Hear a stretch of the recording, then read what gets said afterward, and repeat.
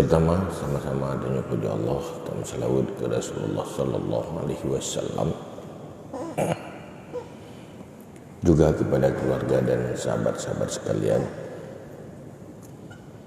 Berikutnya tanzim takrim kemuliaan saya kepada seluruh jemaah sekalian yang pada pagi ini kita lanjutkan sedikit tausiah. Saya pikir-pikir lebih baik kita lanjutkan dari apa yang kita bicarakan, kita bahas tadi malam, di mana kita fokus berbicara tentang akhlak dan kepribadian. Pertama, yang perlu kita tahu,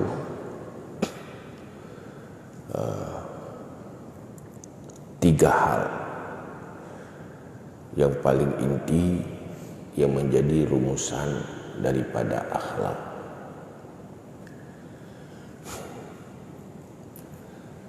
Pertama, asyahwah. Yang kedua, al-ghadab. Yang ketiga, al-adalah. Pertama, menyangkut dengan selera dan keinginan. Yang kedua, berkaitan dengan emosi. Yang tiga, menjaga keseimbangan antara dua-duanya. Itulah akhlak. Pada manusia punya sifat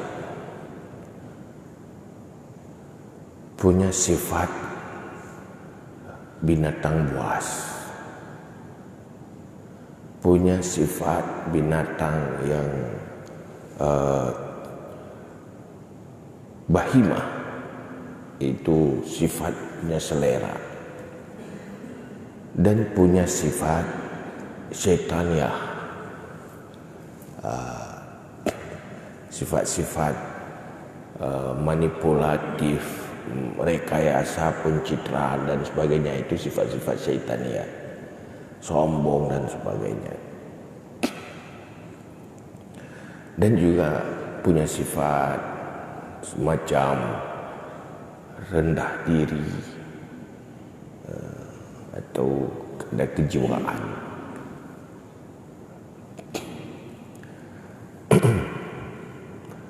Jadi akhlak itu adalah mampu mengintegrasikan keseimbangan antar semuanya. Kita punya selera nafsu, punya selera. Tidak punya selera sama sekali itu tidak normal. Kelewatannya itu juga enggak normal. Manusia tidak marah sama sekali itu tidak berakhlak. Marah terus juga enggak berakhlak.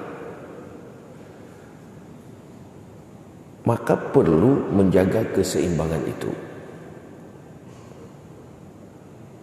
Ilmu-ilmu yang diajarkan dalam Islam oleh Rasulullah yang menyangkut dengan akhlak, itulah rumusan-rumusan untuk menjaga keseimbangan itu. Ibaratnya mesin kalau terlalu panas dia rusak. Tidak panas sama sekali tidak hidup. Maka butuh untuk menjaga keseimbangan itu ada sistem pendinginnya. Dia butuh api memang, tapi kalau terlalu panas bisa kebakar. Dia butuh air, tapi air semua enggak hidup. Maka menjaga keseimbangan itu perlu. Kalau dalam bahasa lain itu wasatiyah. menjaga keseimbangan semuanya. Itulah akhlak. Misalnya,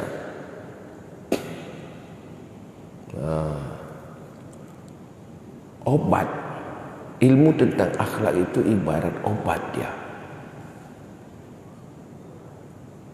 Maka dia kadang berbeda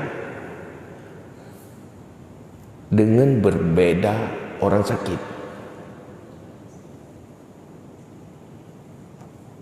Obat untuk usia anak yang lebih kecil itu beda dengan obat untuk orang dewasa.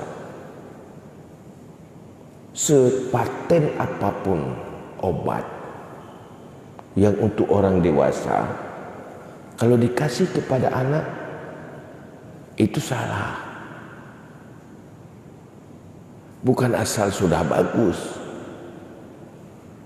artinya tidak ada keseimbangan. Yang seimbang untuk anak dia punya komposisi tersendiri. Maka yang paling ahli dalam itu adalah Rasulullah Sallallahu Alaihi Wasallam. Maka menjaga keseimbangan itu hal yang sangat sulit. Maka butuh di dalam membangun sebuah kepribadian itu, pertama butuh ilmu. Tak mungkinlah orang membangun akhlaknya, kepribadiannya tanpa pengetahuan.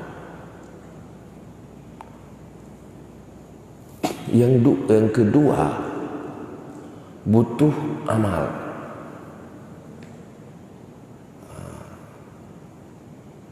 Ibaratnya di dalam ilmu, kalau ilmu kesehatan tubuh, buat sehat tubuh, dia butuh ilmu tentang kesehatan, mulai dari anatomi tubuh, dan ilmu tentang obatnya, dan juga bagaimana mengkonsumsinya. Maka kita bisa melihat Rasulullah di dalam misinya membangun akhlak, berbeda orang, kadang berbeda arahannya.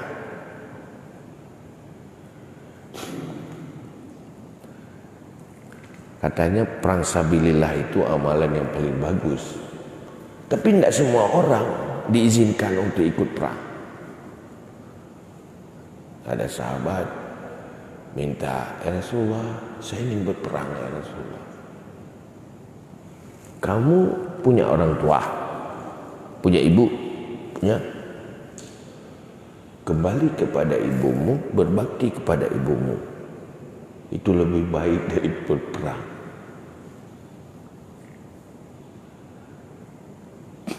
Jadi kadang-kadang katanya yang afdalul a'mal itu ghazwah fisabilillah. Tapi menjadi tidak afdal bagi orang-orang yang tidak layak oleh itu. Dia penakut, manja sama orang tua, lihat musuh ingat ibu, udah takut, ngajak orang lain untuk jangan berperang, ayo pulang. Tidak afdal untuk dia. Semacam pakaian, mereknya bagus, nomornya tidak cocok, menjadi tidak bagus. Maka inilah hal yang perlu terapi dia, perlu ilmu untuk itu. Tidak cukup dengan tahu akhlak. Maka akhlak yang diajarkan oleh Rasulullah semacam rumusan-rumusan sehingga memiliki kepribadian yang punya orientasi hidup lillahi ta'ala dan orientasinya akhirat. Semua kebaikan yang dilakukan bukan pertukaran kepentingan selain daripada kepentingan mencari ridha Allah atau mencari fahla dari Allah. Ada orang melakukan kebaikan, dasar pertukaran kepentingan pribadi yang duniawi, itu bukan akhlak yang diajarkan oleh Rasulullah.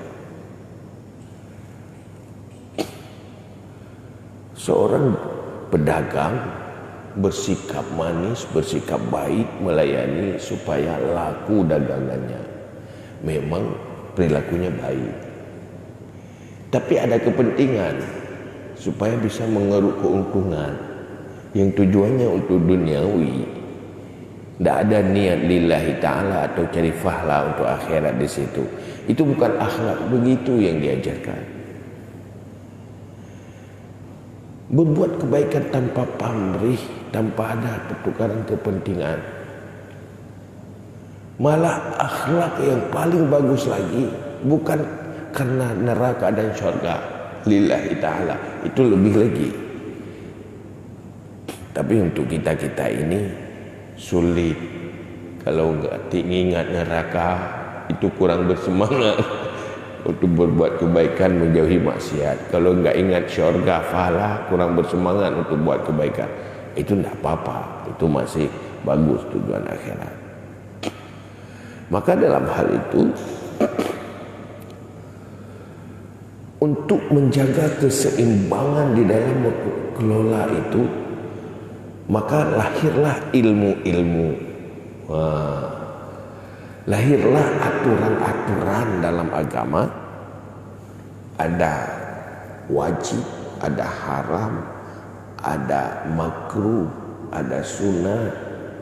Itu rumusan-rumusan. Bagaimana kita memiliki pribadi yang bisa kontrol selera sesuai dengan rumusan syariat. Misalnya kita punya selera kawin. Binatang dia tidak punya rumusan untuk kawin. Nggak punya aturan. Nggak mungkin. Karena dia binatang. Tapi coba kalau binatang tidak punya selera kawin, pasti dia tidak punya keturunan. Bagaimana binatang itu bisa beranak kalau tidak ada selera kawin? Tetapi selera kawin yang tanpa ada aturan untuk mereka, ada manfaat untuk manusia. Semakin banyak dia kawin, semakin banyak menghasilkan binatang-binatang yang dapat dimakan oleh manusia. Untuk manusia, coba kalau tidak punya selera kawin, udah sepi dunia ini, tidak ada lanjutan generasi. Tetapi seleranya harus dijaga dalam batas-batas halal. Jangan bebas, jangan kelewatan, sehingga lahir anak nggak tahu siapa bapaknya, dia nggak tahu mau memanggil siapa saya panggil sebagai bapak saya. Nggak boleh. Untuk menjaga keturunan, untuk yang halal itu butuh selera kan. Coba orang nggak punya selera untuk kawin, itu pasti sesuatu yang nggak akan terjadi. Tapi selera itu kontrol pada batas-batas yang halal. Kemampuan seleranya pada yang halal dan hilang selera pada yang haram, itu akhlak. Kalau haram hilang seleranya, kalau halal baru ada seleranya. Itu sudah benar-benar sudah sukses akhlak. Tapi kalau sebaliknya, pada yang haram bangkit seleranya, pada yang halal hilang seleranya, itu tidak berakhlak. Itulah yang dibangun. Untuk membangun itu kan butuh cara-cara terapi tersendiri. Maka dalam hal itu butuh ilmu, tapi tidak cukup dengan ilmu untuk akhlak. Sehingga ada orang berbicara, kok dia punya ilmu, kok akhlaknya begini. Untuk berakhlak butuh ilmu tentang akhlak memang. Enggak mungkin kita berakhlak tanpa ilmu dan dengan kejahilan. Kita pasti akan salah. Tetapi punya ilmu saja belum cukup untuk memiliki kepribadian. Ilmu itu hanya sebuah rumusan dan teori. Berperilaku sesuai dengan rumusan itu tidak cukup dengan tahu.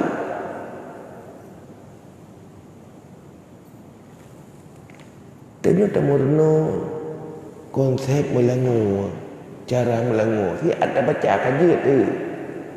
Cara melangu berjara lagi, tapi ada tadi lagi tetaplah.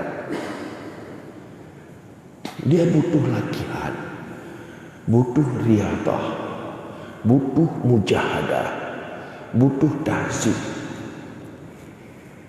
Maka disitulah di dalam pembentukan akhlak, di dalam mujahadah, di dalam latihan, di dalam takhliyah, membuang sifat-sifat yang buruk, itu tahzib. Dan di dalam kebiasaan itu butuh pembimbing. Pembimbing akhlak pertama anak manusia itulah ibunya dan bapaknya. Tidak cukup dengan sebuah ilmu. Bagaimana membuat anak itu berakhlak? Itu guru pertamanya, pembimbing pertamanya itu ibu. Maka Rasulullah dalam sebuah hadis mengancam, sangat mengancam penekanan. Ada 3 manusia yang tidak masuk syurga. Walau salah, walau sama, walau zakah, walau hajah. Walaupun dia salat, walaupun dia puasa, walaupun dia memberi zakat, walaupun dia naik haji. Salah satunya la yu'addibu ibnah. Dia tidak mengajarkan etika dan adab untuk anaknya. Membiarkan anaknya tidak berakhlak.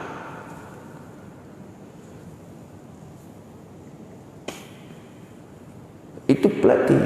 Kalau anak, dia tidak mungkinlah diajarkan, dirasionalkan. Tapi dia dibiasakan. Dibimbing, dilatih. Sehingga dia tumbuh di dalam perilaku baik. Siapa pembimbingnya, pelatihnya? Ibu dan bapak. Dalam rangka tugas menyelamatkan anak dari neraka dan keluarga dari neraka. Ya ayyuhalladzina amanu qu anfusakum wa ahlikum nara. Wahai orang-orang yang beriman, selamatkan dirimu dari api neraka. Maka orang tua yang berakhlak kalau sudah punya anak, sudah punya tugas lagi. Tidak cukup baik akhlaknya kalau tidak memperbaiki akhlak anaknya. Itu jadi resiko. Kebaikannya tidak akan cukup lagi kalau tidak meninggalkan keturunan-keturunan yang baik akhlak. Untuk apa orang tua baik akhlak tetapi dia telah melahirkan manusia-manusia yang buruk akhlak, yang tanpa dibimbing dengan baik? Maka ini resiko melihat meninggalkan generasi-generasi yang mengkhawatirkan terhadap masa depan mereka karena kegagalan akhlak. Maka ilmu ini menjadi ilmu fardu dalam batasan tertentu. Ulama merumuskan ilmu yang berkaitan dengan akhlak itu ilmu fardu ain. Jangan sampai dia jadi pendengki, jangan sampai dia orang yang sombong, jangan sampai dia jadi orang rendah diri. Merendah itu penting, tawadhu, tapi penyakit rendah diri itu bahaya. Itu kelewat tawadhu itu sudah bahaya. Kelewat percaya diri itu sudah jadi sombong. Jaga keseimbangan. Jangan takabur, tawadu, tapi jangan menghina diri. Jangan tazallul. Itulah menjaga itu bagaimana? Di saat punya selera, seleranya dalam batas-batas yang halal, dalam batas-batas yang tidak merusak. Misalnya kita makan kelewat, kan dia jadi penyakit. Agama itu melarang. Wala tulqu biaydikum ila tahluka.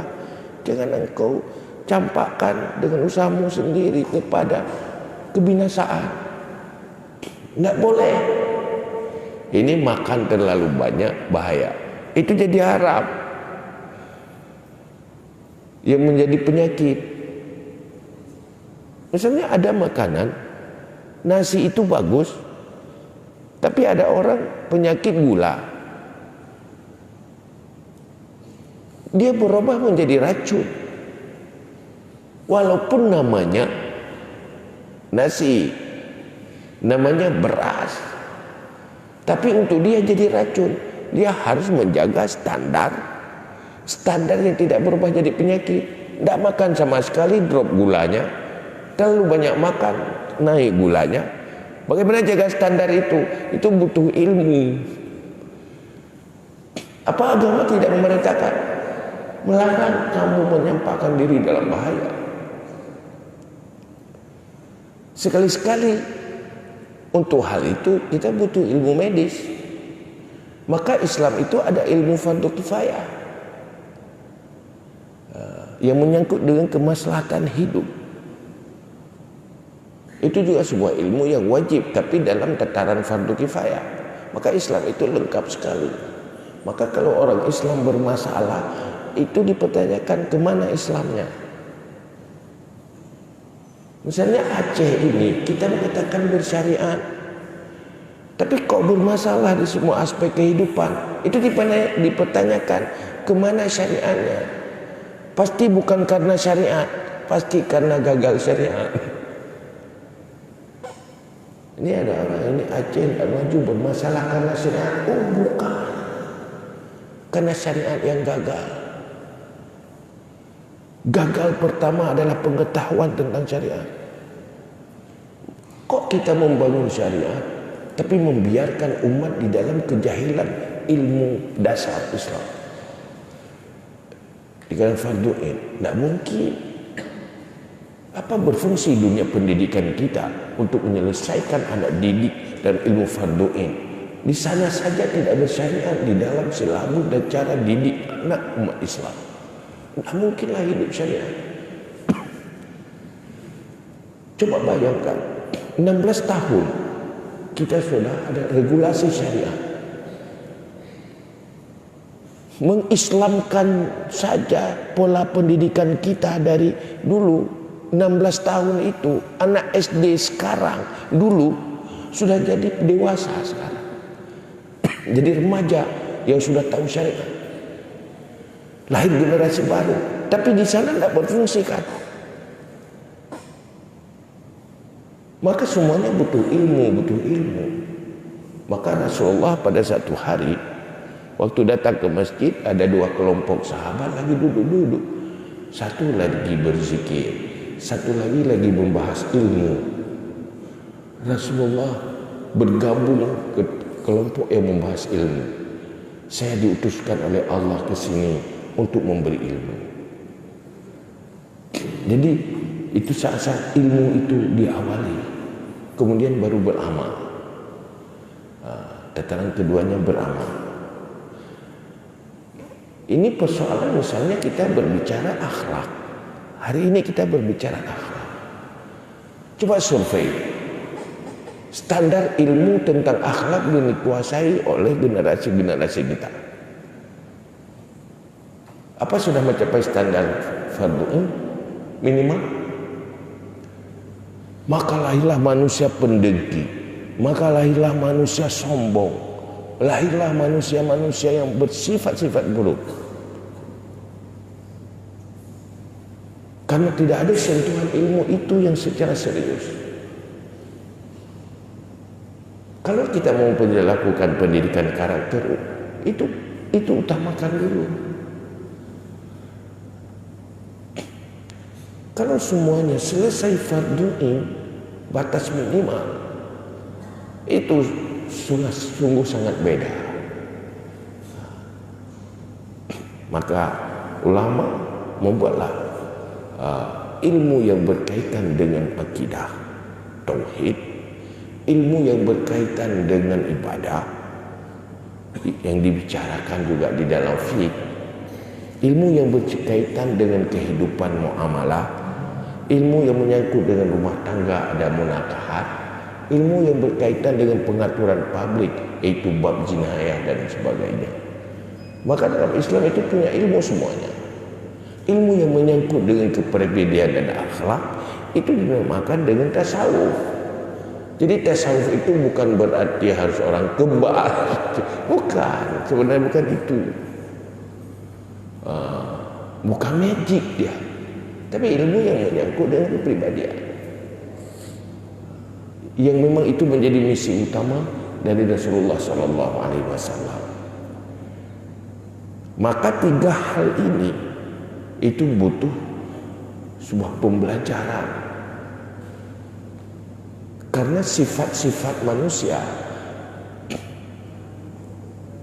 induknya memang induk sifat manusia tidak banyak, paling 10, tetapi cabang-cabangnya lebih daripada 70. Di sana ada ilmu yang wajib standar minimal yang perlu setiap orang tahu itu. Maka dalam hal ini yang perlu kita bahas hari ini yaitu 3 hal rumusan yang berkaitan dengan itu. Artinya akhlak yang wajib, yaitu pertama syahwat, yang kedua emosi ghadab, yang ketiga adalah, artinya menjaga keseimbangan semuanya. Bukan tidak punya selera sama sekali, tapi jaga keseimbangan itu. Bukan tidak mau emosi sama sekali, tapi jaga keseimbangan itu. Kapan harus emosi? Setingkat apa emosinya? Kapan kita jangan emosi? Itu ada tempatnya. Itu butuh rumusan ilmu. Maka Rasulullah mengatakan, ada seorang sahabat datang. Apa Rasulullah amal yang paling bagus? La taghdab, jangan marah-marah. Amal yang paling bagus Rasulullah, la taghdab, jangan marah. Berulang-ulang ditanya lagi, saya mau tanya amal yang paling bagus. Itulah amal yang paling bagus, itu jangan marah-marah.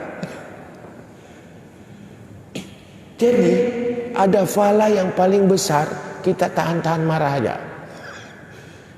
Kalau tahan marah karena Allah, itu besar pahalanya. Hari-hari kita akan selalu dipancing oleh kemarahan. Aku tahan, tapi sesuai dengan rumusan agama. Jangan sampai tidak marah pada yang dituntut untuk marah. Itu sudah jadi keledai. Man istaghaba wa lam yaghdab fahuwa kal himar. Dia sudah berada pada kondisi semestinya harus marah, tapi dia tidak marah, itu keledai namanya.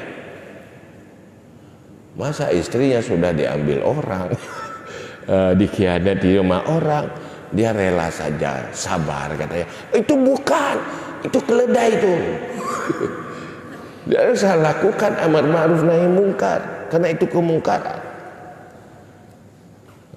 Marah terus pada semestinya tidak marah, itu juga sudah seperti anjing, tidak boleh juga.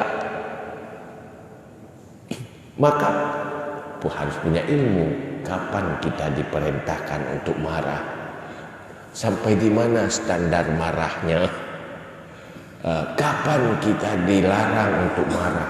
Harus ada ilmu kan, ilmu tentang itu.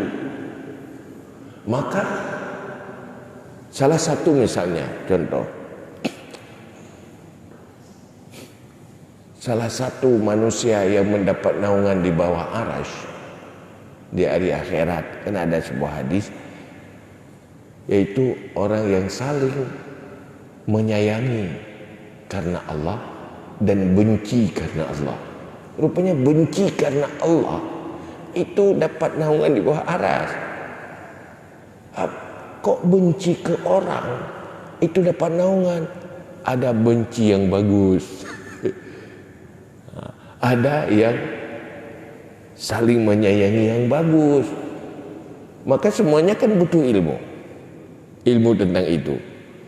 Maka seperti itulah kita katakan, apapun profesi kita butuh ilmu tentang halal haram, baik dan tidak baik, terhadap semua perkara yang berkaitan dengan profesi kita.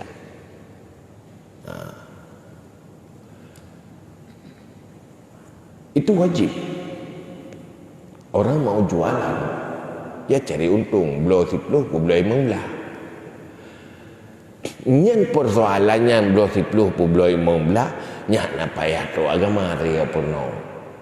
Yang purno teh yang sah, teh yang batil, teh yang haram, teh yang haram, teh yang wajib inat. Nyen wajib purno. Baik baca mita labah menumpuk dosa, tamita dunia menumpuk neraka. Dunyaka la tadurru akhirataka. Jangan sampai duniamu menjadi malapetaka bagi akhiratmu. Keseimbangan itu dijaga. Mampu menjaga keseimbangan itu, itulah berakhlak. Tanpa akhlak kita nggak mampu jaga keseimbangan. Di saat kita cari kesenangan dunia, kita sedang mengumpulkan dosa-dosa untuk masuk neraka. Jangan. Yang lebih baik lagi, cari dunia dapat akhirat. Kita dapat pahala, toko kita jadi masjid, itu bagaimana? Dapat pahala tidak cuma di masjid, tapi dapat pahala di saat berada di toko, itu ada ilmunya. Hari-hari kontrol diri tidak marah karena Allah, itu juga pahala yang cukup besar. Kontrol diri, jangan dengki.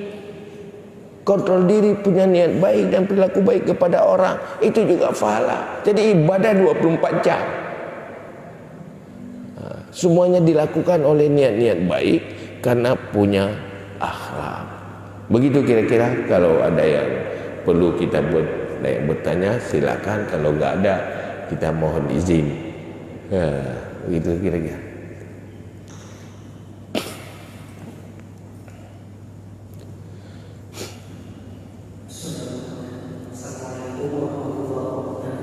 Waalaikumsalam.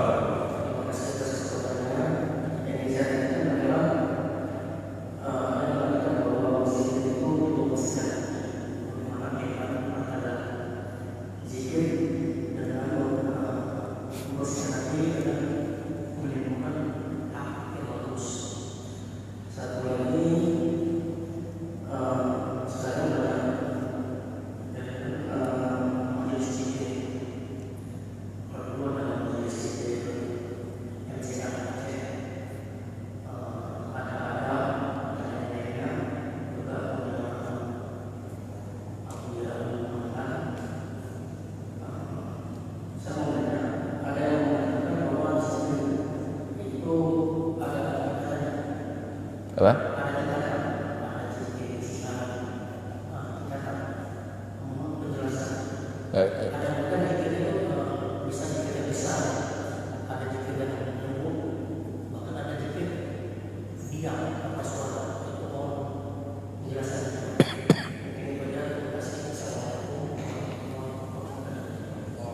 Salam.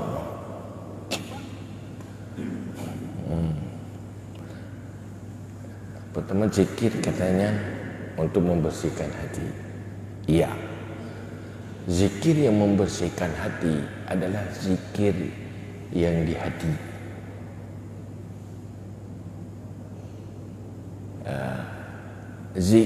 Zikir cuma lidah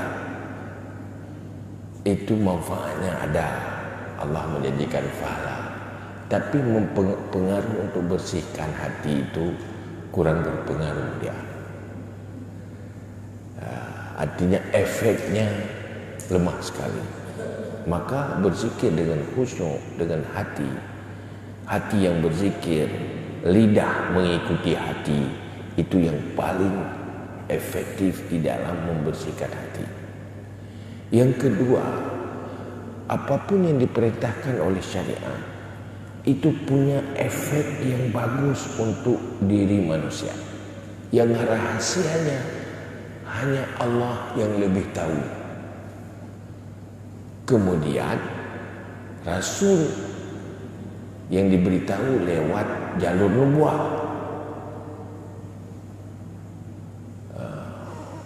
yang diberitahu oleh Allah. Maka semua yang diperintahkan itu pasti bermanfaat untuk manusia. Maka berzikir itu benar membersihkan hati.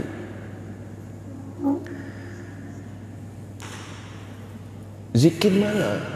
Zikir yang menguras yang lain dari hati dan mengisi dengan zikir. Nah, zikir itu ya benar. Hai di lidah la ilaha illallah, hati teman tabohnya wek ya urang pelara manok tengok ke mana, orang itik tengok ke itik, urang dagang tengok ke peng di ke barang.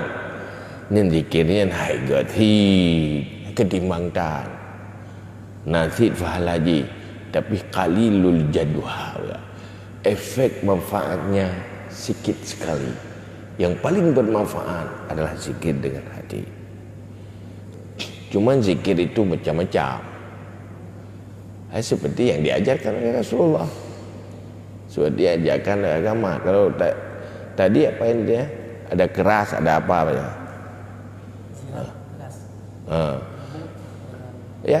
Ya memang ada sirra wa alaniyah. Zikir, ada zikir diperintahkan keras, ada zikir kadang diperintahkan lembut. Maka itulah jaga keseimbangan itu. Menjaga keseimbangan itu, jangan sampai lagi orang tidur kita berzikir keras-keras. Membuat orang tidur terganggu, itu jangan. Kadang-kadang lagi untuk menjaga fokus, jangan sampai ingat ke sana, karena kita disuruh zikir dengan hati supaya fokus, maka kita besarkan untuk itu. Karena ada zikir yang keras, ada zikir yang sir. Ada saat kita zikir sir lebih bagus. Maka keseimbangan itu yang perlu dijaga. Cuman tidak mungkinlah sebuah jawaban menghasilkan semacam sebuah pembahasan.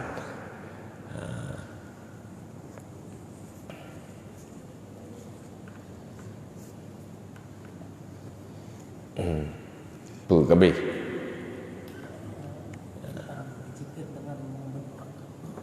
Zikir membentuk akhlak. Iya. Dia membentuk akhlak. Karena rahasia zikir itu pengaruhnya untuk akhlak besar sekali. Dan pertama, dasar rumusan ilmu dari Rasulullah dan juga dasar pengalaman praktek. Maka Junaid al-Baghdadi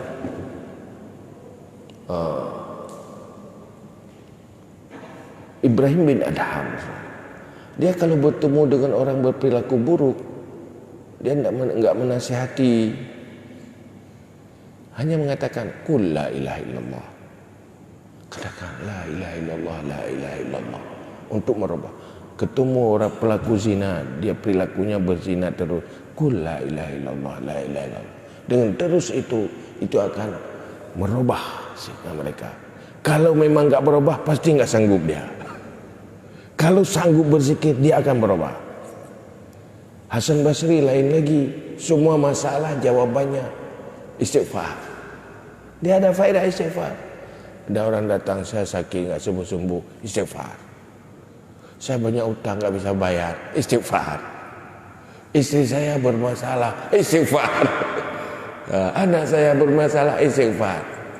Ya satu lagi kan, qul la ilaha illallah, qul la ilaha. Semua persoalan mulai dari sana. Dia punya hikmah tersendiri. Maka Kalau begitu ya sering-seringlah la ilaha illallah, astagfirullah, astagfirullah, istighfar. Semua masalah selesai. Allah punya cara tersendiri karena semua itu manfaatnya untuk manusia. Begitu kira-kira.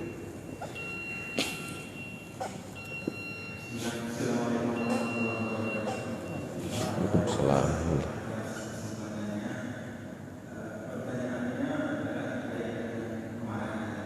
Marah.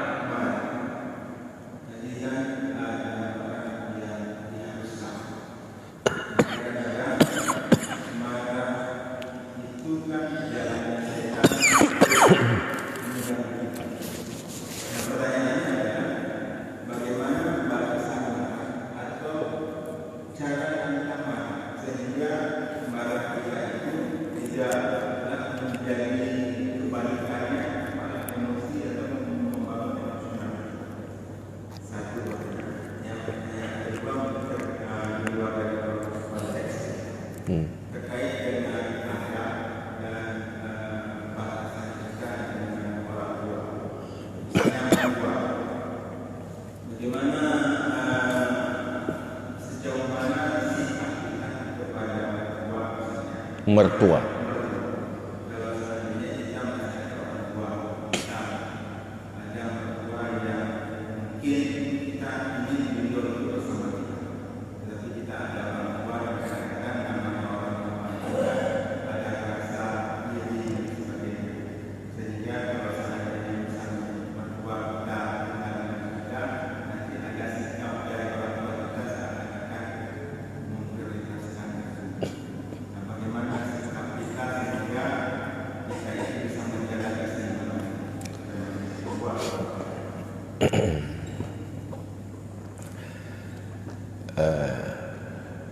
Sebuah kebaikan dia ada dua sisi. Pertama, diukur dari sesuatu itu baik. Yang kedua, diukur akibatnya. Sesuatu yang akibat tidak baik, dia tidak akan baik. Walaupun kita lihat itu baik. Itulah seperti bandingannya, nasi itu baik, tapi kalau dikonsumsi oleh orang punya gula, akibatnya tidak baik. Maka nasi itu untuk dia menjadi tidak baik karena faktor akibatnya. Jadi yang pertanyaan pertama tadi yang menyangkut dengan marah. Marah itulah begitu juga. Marah itu dia kadang-kadang baik, kadang-kadang tidak baik.